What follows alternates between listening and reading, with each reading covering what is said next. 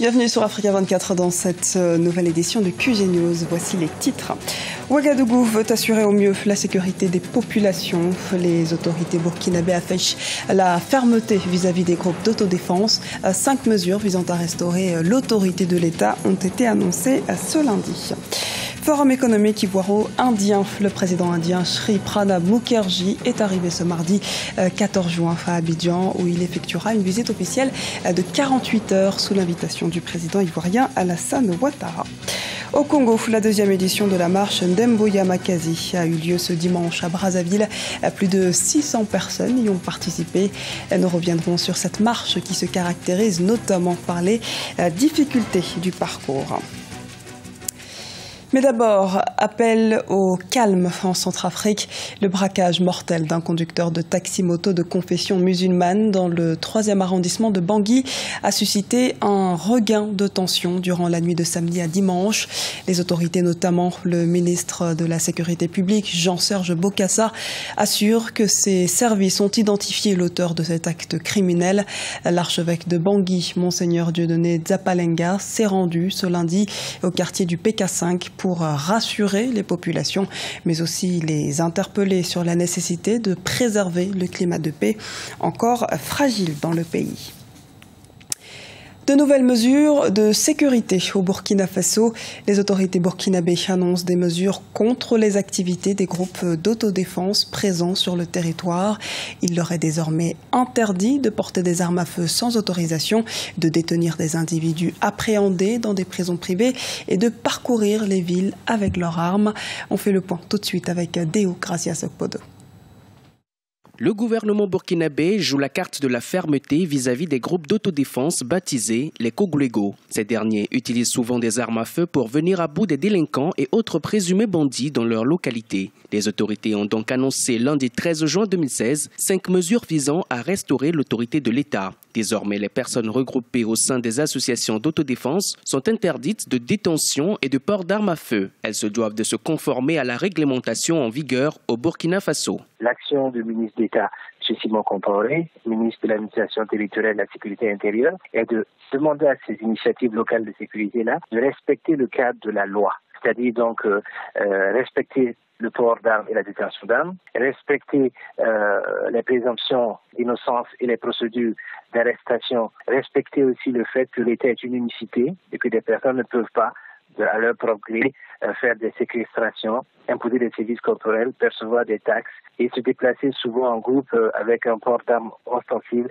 à travers le pays. Les groupes d'autodéfense Kogoulégo ont été créés par les populations rurales au Burkina Faso pour faire face à l'insécurité et répondre à l'absence des forces de l'ordre dans certaines zones reculées du pays. Mais la brutalité de leurs actions a suscité de vives inquiétudes au sein d'une partie de l'opinion publique, notamment des défenseurs des droits humains. Le gouvernement a indiqué que seules les forces de sécurité ont les prérogatives d'interpeller ou de garder à vue les présumés auteurs de quelque délit que ce soit. Davantage d'efforts seront consentis pour améliorer la sécurité des populations sur l'ensemble du territoire. Pendant des années, certaines zones de notre pays ont été délaissées de cordons sécuritaires nécessaires. Et depuis donc l'investiture du président Roch-Marc Christian Kaboré, il a mis en avant cet aspect-là. Nous ne pouvons pas occulter le fait que nous avons besoin de la participation des populations à leur propre sécurité. Donc il s'agit juste de rappeler cette situation-là et de dire qu'un effort de redéploiement est fait. Je précise que nous n'interdisons pas que les populations aient des initiatives locales pour de sécurité. Nous voulons que ces initiatives-là rentrent dans le cadre du respect de la loi,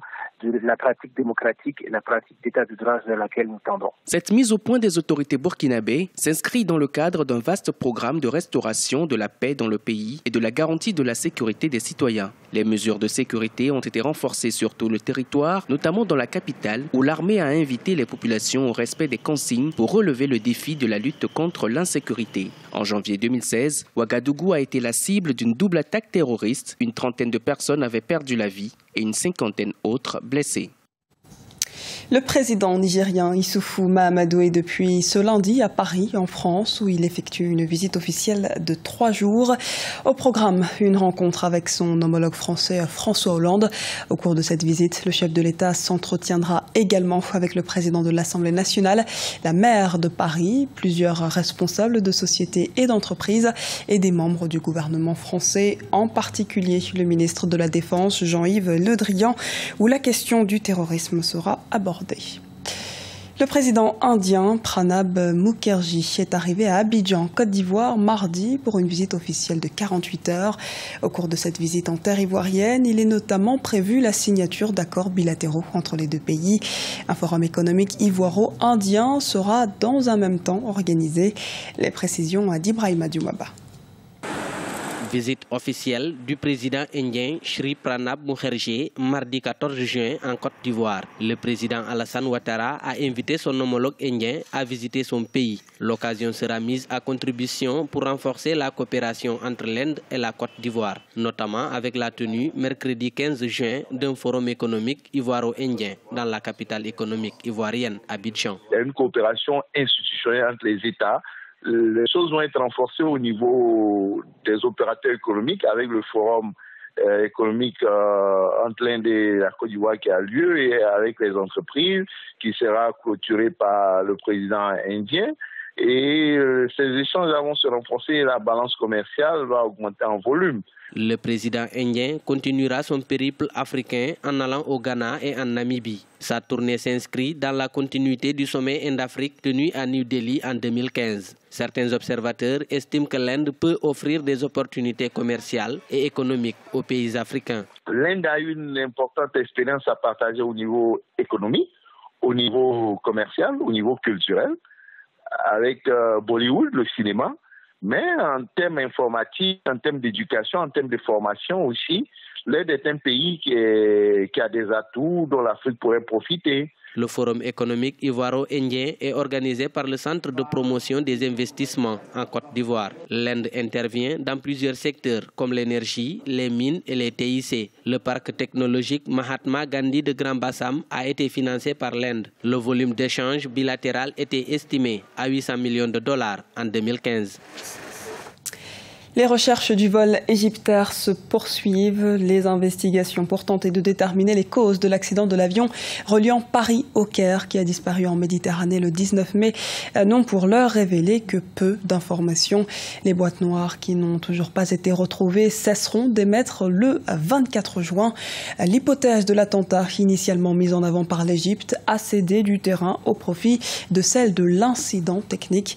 Des alertes automatiques avaient en effet été émises par l'appareil 2 minutes avant sa chute, signalant de la fumée dans le cockpit et une défaillance de l'ordinateur gérant les commandes.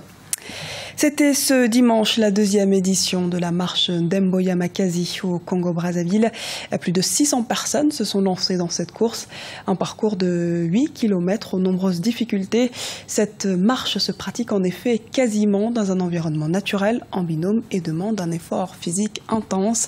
Reportage de Deva Panzo, correspondant en République du Congo. Le départ de cette marche dénommée Ndemboya Makasi a été donné au complexe sportif de Kintele à Brazzaville. Les participants issus de divers horizons ont marché sur un parcours d'environ 8 km en hauteur, jalonné de collines. Certains marcheurs se sont exprimés sur le trajet. C'est 8 km et demi, c'est vrai, mais en termes de force, en termes d'efforts à fournir, nous en avons pour près de 18 km. Depuis que j'ai commencé à faire des sports, j'ai jamais affronté cette montagne. Pour moi, c'est dur, mais on est presque arrivé. Après avoir escaladé les montagnes, la première équipe a franchi la ligne d'arrivée après 1h06 de marche. L'un des deux qui avait déjà occupé la première place lors de l'édition précédente a reconnu la difficulté du parcours. On vient encore de remporter la seconde édition, mais malgré les parcours étaient vraiment compliqués, il y a eu beaucoup de montagnes.